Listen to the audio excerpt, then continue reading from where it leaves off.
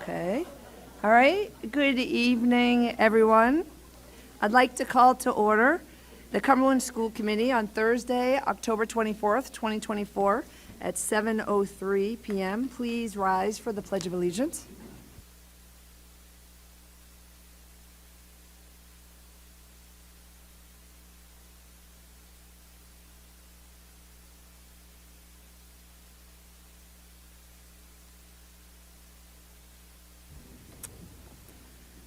The next item on the agenda is approval of agenda. I need a motion to approve. Motion by Mrs. Feather. Second by Mrs. Vogel and Ms. Smith. All in favor? Aye. Opposed? That passes 6-0. For the record, Mrs. Rogalski is absent tonight. Dr. Thornton had a death in his family, so we send our deepest sympathies to Dr. Thornton, and we send our best well wishes to Mr. Damana. So it's a superintendent-free school committee meeting tonight. Let's see how we do. Next on the agenda is the school government report. You can come up to the microphone. Thank you.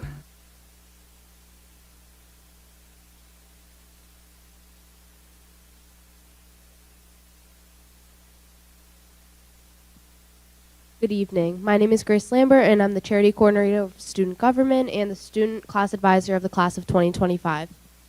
I'm Ephraim Aiden, the Secretary of the Class of 2028. We're here to update you on the student government's recent and future events. Tomorrow on the 25th, we are having a school-wide pink out in honor of Breast Cancer Awareness Month. We'll be passing out pink ribbons and including signs students can hold to display what they wear pink for in order to spread awareness. It is that time of the year again where Cumberland High School student government will be supporting the Cumberland's Happy Basket program. Starting on the 6th of November, each student on their A4 class will start bringing in canned goods until the 22nd. All the food that we collect will be donated to families in need, allowing families a meal on Thanksgiving. Following this, we will be hosting our annual fill-a-truck on this event on Sunday of the November 24th at Seabra in Cumberland. This will be going from 10 to 3, where people can receive a shopping list of desired canned goods to bring, and then they can donate to the truck afterwards.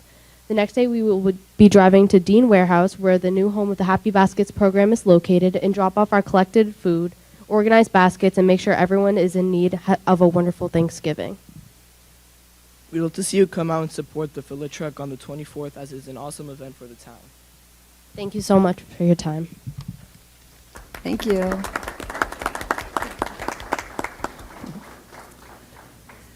Next on the agenda is the consent agenda. Item A, approval of minutes from the regular meeting 10/10/2024. Item B, approval of minutes from the executive session meeting 10/10/2024. And item C, the school bus inspection reports 10/4/2024. Pleasure of the committee. Motion to approve by Ms. Smith. Second by Mrs. Vogel. All in favor? Aye. Opposed? That passes 6-0. Next item on the agenda is personnel announcements. Mrs. Drezick. Good evening. I have two appointments this evening, effective 10/15/2024. Crystal Hazlip, a one-to-one paraprofessional at Cumberland High School. And effective 10/21/2024, Jose Ordonez Mendez, PE/APE health teacher at McCourt, 1 year only. We have a retirement after 29 years of service, effective 6/30/2024, Carol Bebo, special educator at Cumberland High School. And I have two resignations, effective 10/24/2024, Karen Israel, custodian nights at the Transitional Building, and effective 11/15/2024, Leslie Deslauriers, grade 2, Garvin. Thank you, Mrs. Drezick. Thank you. Next up on the agenda is report out of the executive session meeting on 10/10/2024 and 10/24/2024. Report out of executive session votes. We did not take any votes. And the next item is vote to seal the minutes of the executive session. I need a motion to seal. Motion to seal. Motion by Mr. Fiorello. Second by Mrs. Vogel. All in favor? Aye. Opposed? That passes 6-0. Next on the agenda is the superintendent's report without the superintendent, but item A is recognitions by Mr. Crowley. Good evening. Before I start, I would like to thank the committee for your support, unwavering support of the Cumberland Athletic Program. It's greatly appreciated from our end. Thank you very much. We're here once again to, girls, and come on up, and coaches, come up here, please.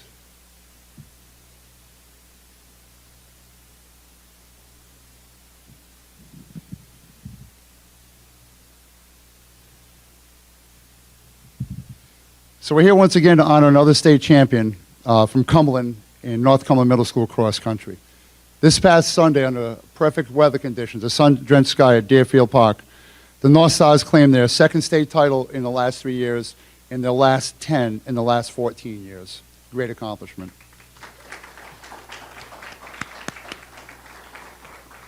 However, before we recognize them, I'd also like to recognize, not present tonight, 2 efforts by athletes from McCourt Middle School. Natalie Crawford was the runner-up in the girls' race, and Jonathan Stoic was the runner-up in the boys' race. So good job by John and by Natalie. And so now we'd like to introduce you to members of our championship squad. Maeve Cuman.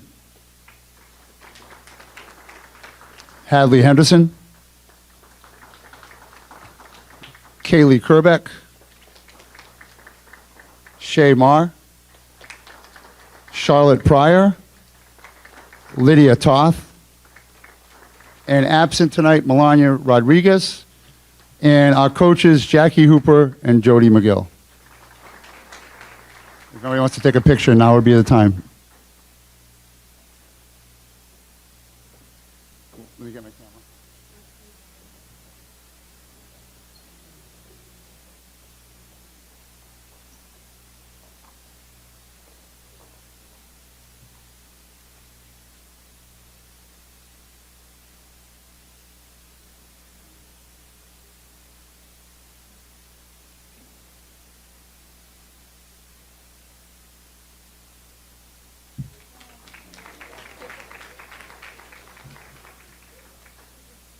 Congratulations again. Thank you.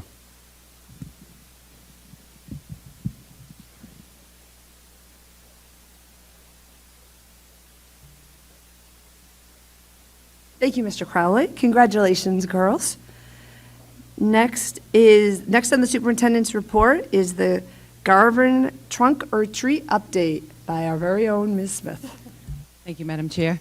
Yes, this past Friday, Garvin had its trunk or treat, and there were 360 students' tickets sold to go to this event. So I think it should be recognized. It clearly shows their blue ribbon spirit with so many of the students coming to it. So I just wanted to share some of the pictures because we had a great time there. The kids were fantastic. The parents were so engaging throughout the entire thing. They even had a scavenger hunt that happened. They also had pumpkin carving contests. Inside of the school, they had events going on and games being played for the students as well. And I would be remiss if I didn't shout out to Kayla Rose, who is on the PTA and ran this entire thing. She is brilliant. So I just wanted to share a few of the different pictures with you of some of them. And then also some of the pumpkins. Of course, I love the pumpkin throwing up. Couldn't believe it. And then there's a couple more, I think.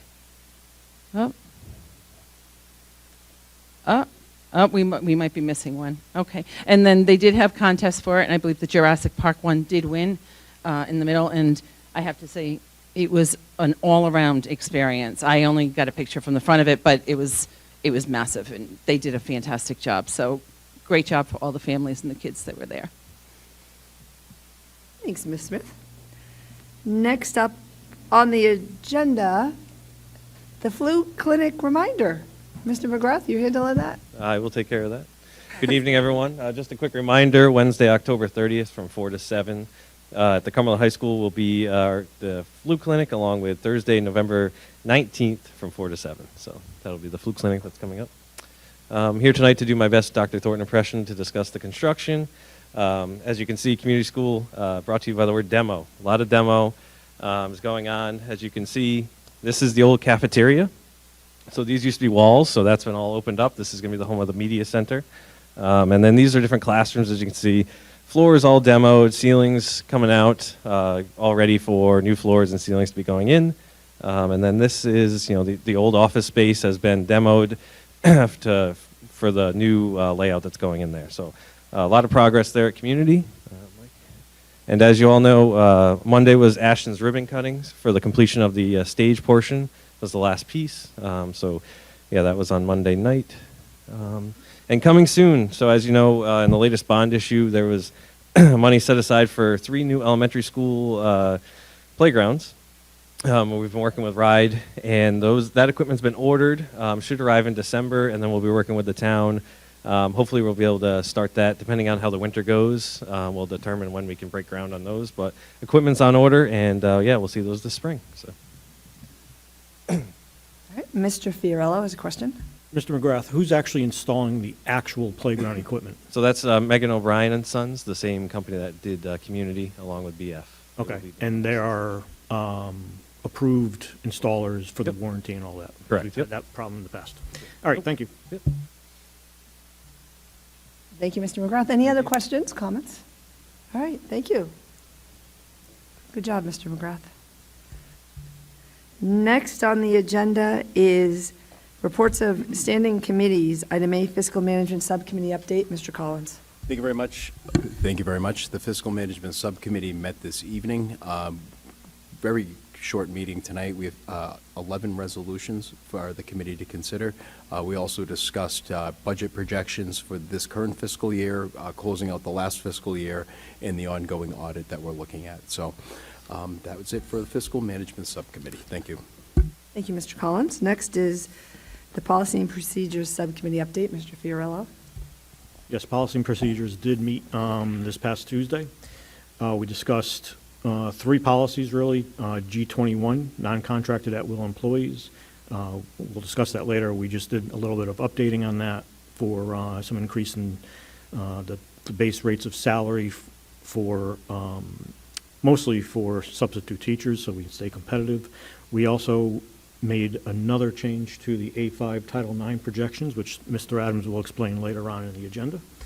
And the big thing really was our A3 affirmative action plan, affirmative action policy, which because of recent Supreme Court rulings wasn't exactly, I don't want to say important, well, maybe Mr. Adams will have a better explanation of that later on. But we've rewritten that policy to be our anti-discrimination policy, which is what we've discussed in the past with the equity group that I worked with over the summer. So we'll actually be discussing that policy for approval later on in the agenda. We had a brief discussion, but no action was taken on G9, which is the building access policy, which is on the new and improved secure buildings and classrooms policy. It's mostly about securing our classrooms, our buildings, our grounds. That policy is still being worked on, and if there's another policy meeting with this committee, then we'll take that up. Otherwise, it'll move on to the next committee. Thank you. Thank you, Mr. Fiorello. Next is the Achievement and Communications Subcommittee update. That committee did not meet this week. And the District Health and Wellness Subcommittee update also did not meet. That one meets monthly, and that one met last meeting. Next item on the agenda is public hearing of policies. I'll hand this over to you, Mr. Fiorello. I would just ask that the following policies be read into the record. These are amended policies. First, G21, non-contracted at-will employees. A5, Title IX protections from sex-based discrimination. A3, affirmative action, which will be now called the anti-discrimination policy after the vote. We took no action on G9, so that does not need to be read into the record. Thank you, Mr. Fiorello. Next in that section is public comment. If anyone from the public would like to make a comment related to these policies, you may come up to the podium. Next item is old business. Item A, vote to approve the collective bargaining agreement reached with the Cumberland Teacher Association. Mr. Adams. Thank you. So this is on the agenda essentially as re-ratifying the contract, because as the committee will recall, both sides ratified the contract over the summer at some point, late summer perhaps. The parties, when they're negotiating, reach what are called tentative agreements, which we often call TAs. And those TAs, when you add them up, become the new contract. Those are the changes that are made, if any. And in this case, mea culpa, and I suppose mea culpa with respect to the chief negotiator on the other side, we reached a TA as a group on both sides that did not make its way into the final TAs that were ratified initially by both this group and by the CTA. And so we have fixed that, and the TA that it was missing has now been added. So I'd request that you guys approve this. It's already been re-ratified by the CTA. So from our perspective on both sides, it's just kind of what I would call a perfunctory thing to get the TA into the contract. All right, thank you, Mr. Adams. Pleasure of the committee. Motion to approve the collective bargaining agreement reached with the CTA. Mr. Fiorello makes a motion to approve. Do we have a second? Second by Ms. Smith and Mr. Collins. Any discussion? All in favor? Aye. Opposed? That passes 6-0. Next item on the agenda is comments from the public, our general comments from the public. If anyone would like to make any comments, you could come up to the podium. Seeing none, we will move into new business. Item A under new business was approval of school safety plans, but we're taking no action on that item tonight because we weren't able to discuss that earlier in executive session. Oh, item B, discussion regarding school committee post-election transition. So I guess I suppose I put this on the agenda after talking to Mr. Adams about what we can do to help the transition of new committee members onto the school committee. So there are 4 of us who are not running for election, so 4 of us will not be here. And I've been on the committee for 8 years. Mr. Fiorello's been on for 12 years. Mr. Collins been on for 4.5 or 5 years, 5 years. And Mr. Rogalski's been on for 4 years. That is a lot of knowledge, institutional knowledge and understanding of how things work. So I'm working with Dr. Thornton on finding some ways to make the transition easier. What you see in front of you tonight is not the way we make it easier yet, but there are some like critical documents, critical things that school committee members should know early on. And some of us have learned it through just school of hard knocks. You go and you learn. And so trying to look at how can we pull that together in a way that we can get the next school committee kind of hitting the ground running, because there is very important work to be done. When you get on the school committee, you're going to be doing things right away. This job requires a lot of good knowledge, experience, commitment, and so the more you know, the better. And I also encourage anyone who's running, as I see some in the audience, you could ahead of time to prep, you could read all the school policies that are on the school committee website. That is a good thing to know. Any of the CTA agreement, there's lots of information that's out there now. That's a good place to get started. So I just wanted to mention that and have a discussion actually with everyone, because this has been kind of like just a little pet project of other things that any of the other members on the school committee, well, Mrs. Feather, you will be here, you are running on a post, that you would say are good things to have when you are new to the school committee. You're the newest member. So I'm interested in feedback from any of you on what could be done to make it easier for the new members to come in and transition into the team. An understanding of the rules of order, I think. Maybe we can have a little, just go out and get the book.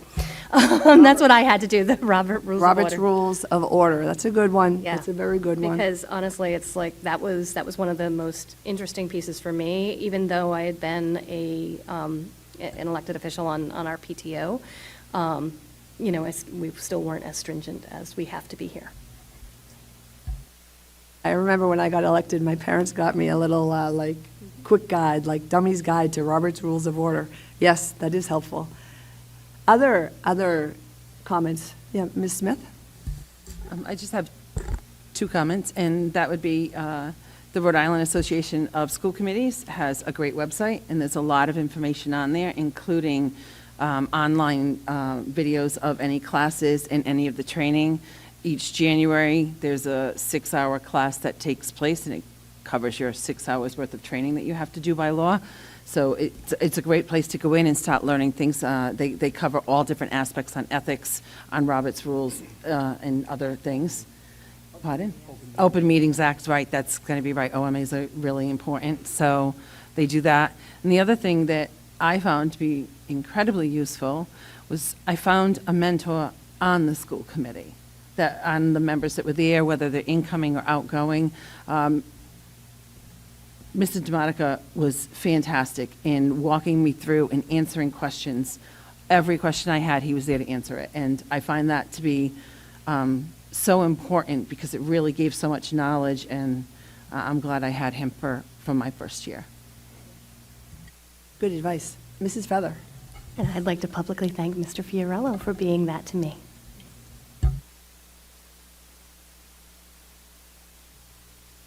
Other feedback? Comments, suggestions? Mr. Fiorello?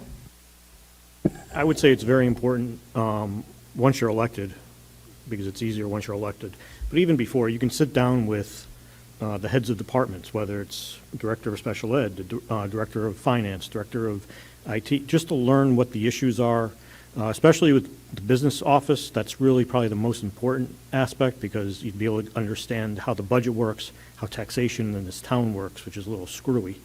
Plus, once you are elected, I would really recommend setting up times with the building administrators to tour their buildings. Learn what the buildings are about, what issues they face, because each building has different nuanced, they have different idiosyncrasies, and just be out there and talk to people, as well as on the town side, because the town, the school department has to work together. And that has not always been the case, especially, several years ago. When I first got on, it was a very adversarial relationship between us and town departments. But yeah, just talk to them, and maybe even sit down with the school resource officers to talk about the security issues. There's a lot of subcommittees to be on, and it's a lot of reading, a lot of research, it's a lot of education, oddly enough.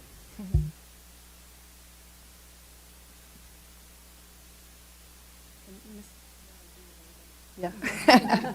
Yeah. And I think there is the Rhode Island general law that is important to know, and there is a Rhode Island general law, I can't remember the number, Mr. Adams, 16 2-9, the one that says what are the responsibilities, accountabilities of the school committee? Because often people come in thinking that they can change a lot of things, but it's very clear about what is in the school committee's control and what isn't. And that is a really important thing to understand, I think, when you come in, so as to maybe sometimes avoid disappointment if you think that there are other areas that you can change that you can't. Mr. Fiorello.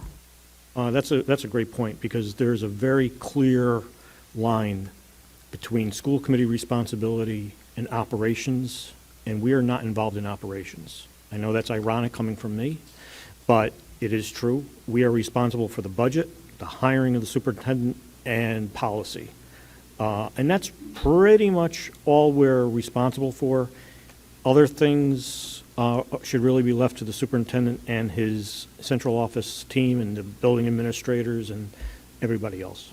So, and quite honestly, none of us are going anywhere. We can always be talked to after the election just for whether it's advice or just a little bit of background knowledge, as Mrs. Friedman says, institutional knowledge. I know I've already met with a couple of people that are running for office, and I'm happy to meet with anyone, either for town council or school committee, just to learn some of the ins and outs of the issues that we face.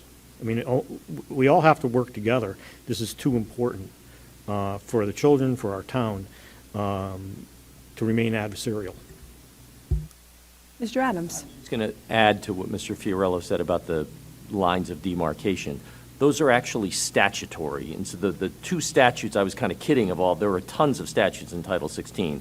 But 16-2-9 is the one that empowers the superintendent, and 16-2-11 is the one that empowers 16-2-9 empowers the school committee, 16-2-11 empowers the superintendent. And they're very clear as Rhode Island statutes can get, in terms of what the roles and responsibilities are of each position.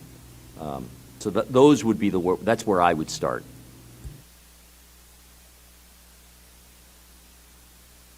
Okay, so I'll be doing some work with some other help with Dr. Thornton to try to put some things in place to make the transition easier, and as Mr. Fiorello is the longest, I'm the second longest, but there's such important work that happens on the school committee that I want to make sure that everyone is set up for success, because there's easily things that could go wrong if people are not set up for success. We're also talking about what the transition is after the election. So the first step is the election results need to be certified, and that can take is it a minimum of a week, did you say? Yes, so the 7 days is the minimum amount of time that it will be, because during that period, a person can make a challenge. Yeah. So a minimum of 7 days to get certified. It could take longer. We found last time in 2020, it didn't get certified until end of November, beginning of December.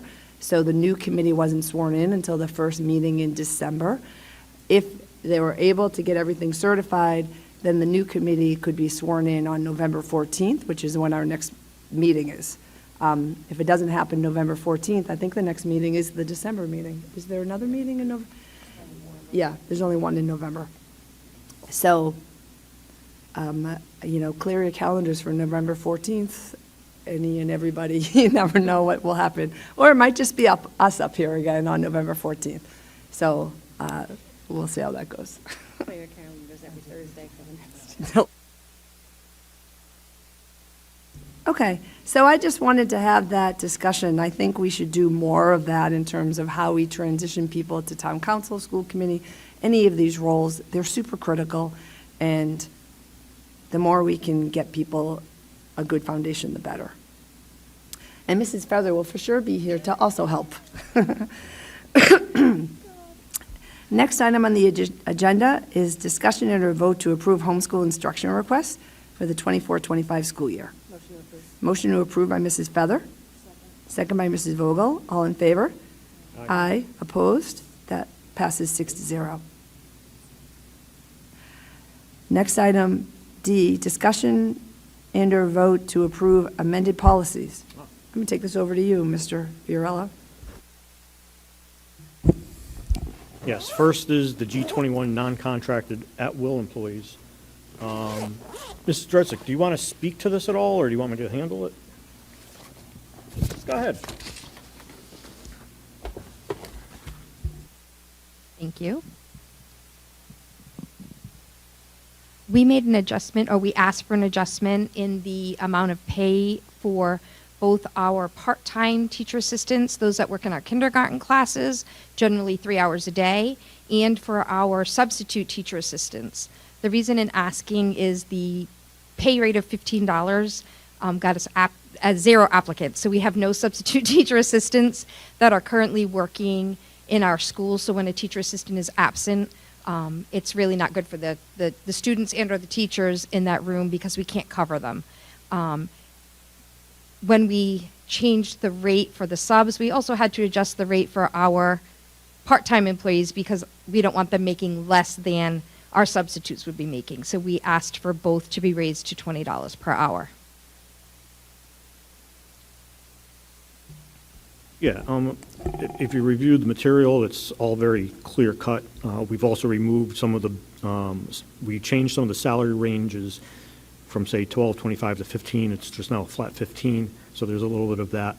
A fiscal impact was done on this, and it's, not a lot of money. So I would make a motion to approve G21. Mr. Fiorello makes a motion to approve G21. Do we have a second? second by Mrs. Feather. Any discussion? All in favor? Aye. Opposed? That passes 6-0. Next is A5, Title IX protections from sex-based discrimination. As you'll remember, we did make some changes to this, I don't know, a month or so ago. I can't remember when. But I'm going to let Mr. Adams, because he caught something that he wanted to make a couple changes to, because there were some recent changes or guidance? Nope. No? All right, then. It was just, as we have, candidly, what it was is, there were recent changes to Title IX, and as our firm, as firms all over the country are grappling with those changes, every time we look at the Title IX policy that we've created, we see things that could be improved, for example, just like we all do in our lives. And the biggest change or addition we made was based on an internal discussion we had about one of the big issues in Title IX is ensuring that there is no bias in the Title IX investigation, or even in kind of an appearance of bias. So if the school department isn't doing a Title IX investigation, and either the person making the allegation or the person who is the respondent, the person against whom the allegation is made, has some close relationship with the folks who are serving on the Title IX team, maybe one of those people shouldn't be on the Title IX team because they may appear to be biased. There was no provision in this that talked about what happens if we need to remove people or someone doesn't feel comfortable. So we created a section of the policy that deals with situations where someone can't serve on as the Title IX coordinator. This person might serve, or if somebody can't serve as an investigator, this person, or if someone can't serve as the decision maker under the policy is the superintendent.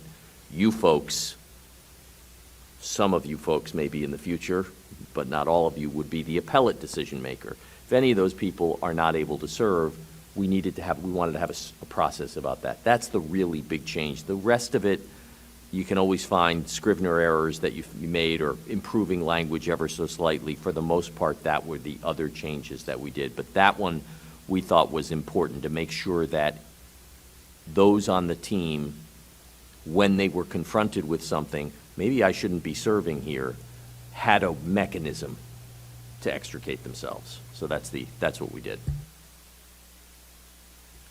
Thank you, Mr. Adams.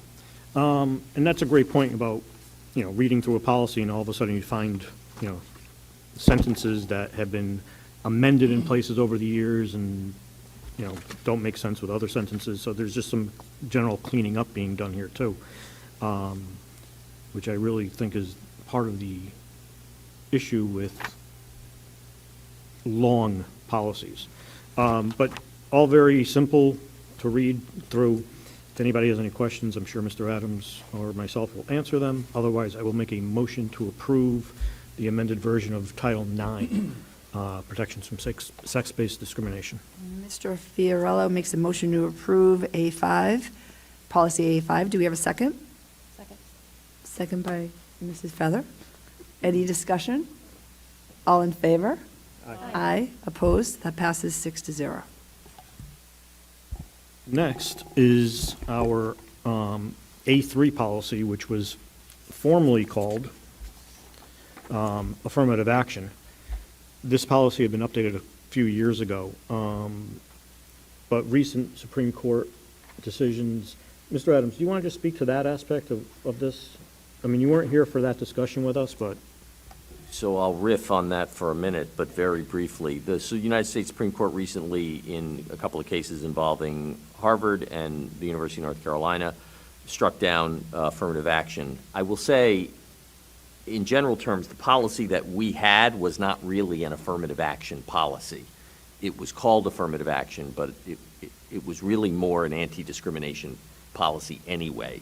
And so we thought we should call it what it actually is as opposed to calling it affirmative action. But that was what motivated at least us, our firm, in that regard. Right, because I think the affirmative action policy was actually required at one time to be called affirmative action No? I don't know. I don't know that. I updated this policy several years ago, so I don't even remember, but there was some specific language that was required at the time, but neither here nor there. When we were looking at all these policies due to issues of equity and diversity in town, because as you know, and I've mentioned before, we've had some discriminatory language being used in some of our schools last year, and it came to a boiling point. Parents were not happy, rightfully so. Their children were being targeted, and it wasn't just based on race. It was other issues as well.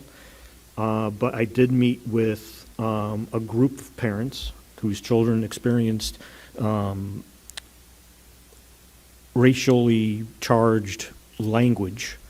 And I have to thank those folks because they really helped me understand where they were coming from, what their concerns were, and we were able to work together on making a list of things that should be addressed. And that was partially our mission statement was part of it.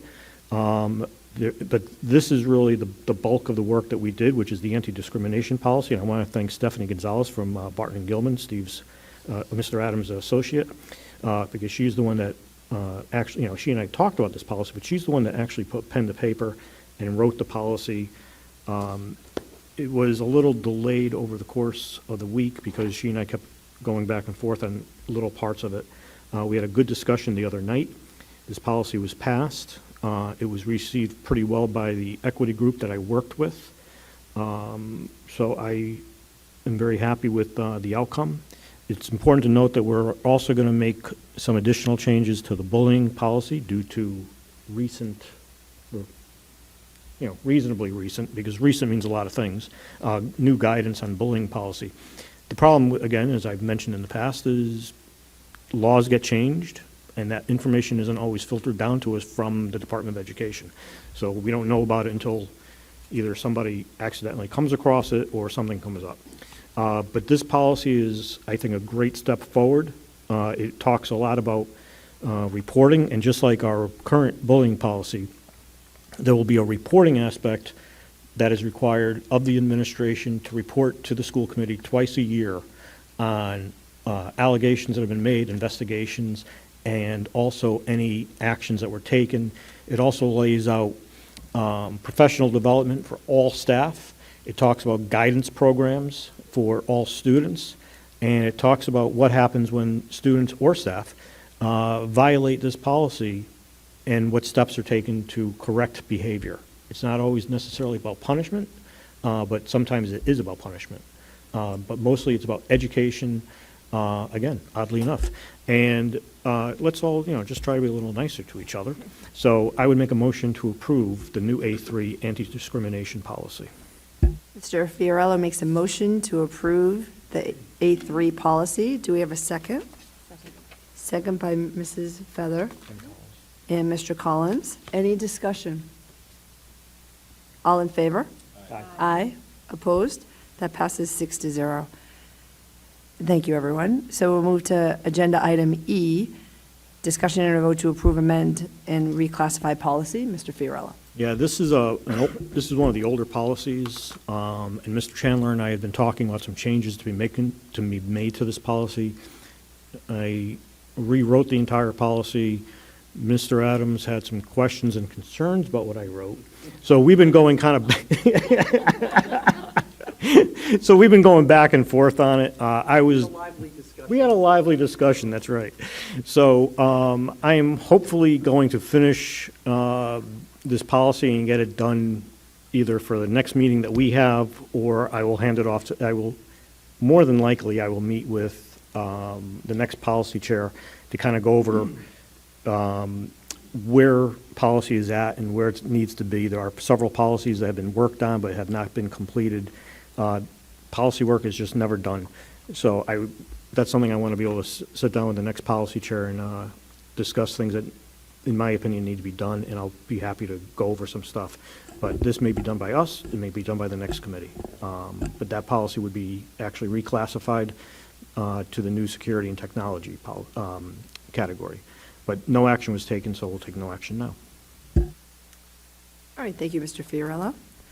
So then we'll move to the next agenda item, discussion and a vote to approve resolutions. Mr. Collins. Thank you. We have 11 resolutions on the agenda. Before we begin, number one, SCPI-09-2024-175. The Fiscal Management Subcommittee took no action on that, so I'm hoping that the full committee can do it as well. 175 or 172? I think 175. So item 4, okay? Yes. Yeah? All right, so that being said, we have SCPI-09-2024-172 through 174 and 176 through 182. 10 resolutions, all passed Fiscal Management Subcommittee 3-0, and I'd move passage to the full committee.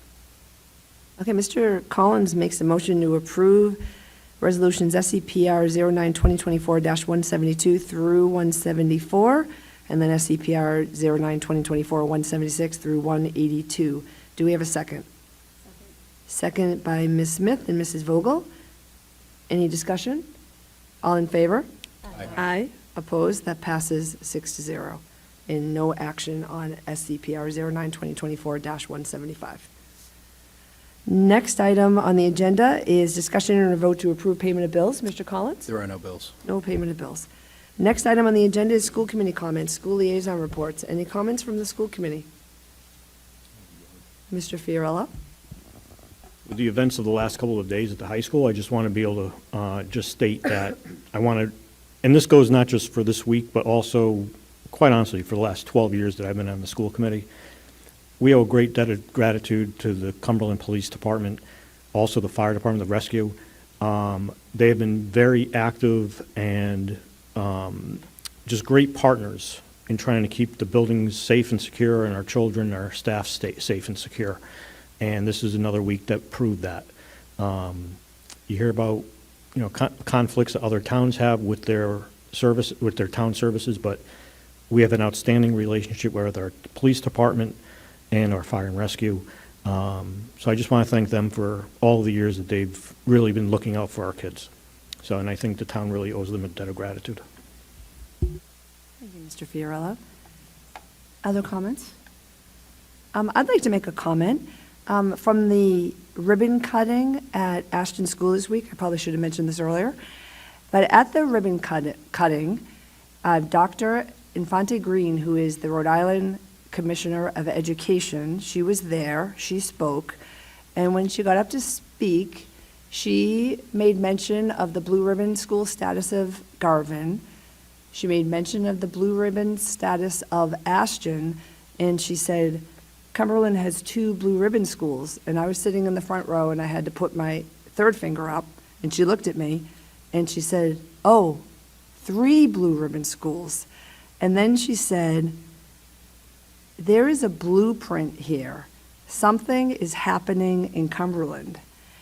And she finished talking, and then she came down, and we went through the event. And afterwards, I pulled her aside, and I said, I can tell you what's going on in Cumberland.